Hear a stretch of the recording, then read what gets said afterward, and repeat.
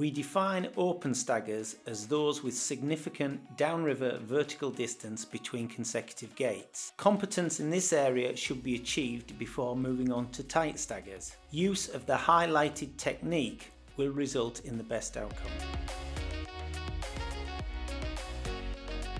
A sequence of 3 to 5 gates should ideally be positioned on moving or white water with consistent flow and minimal features.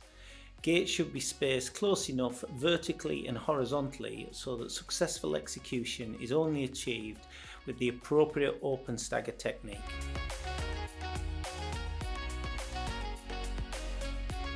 In this example of a 5-gate stagger, we can see multiple repeats of the same technique.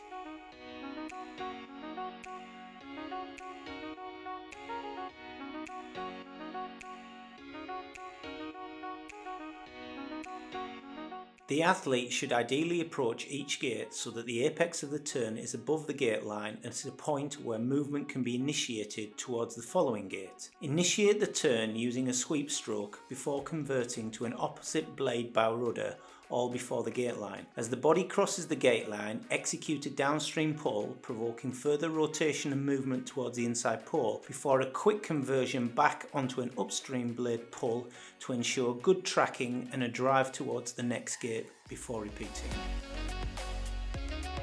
So now let's have another look at that in its entirety.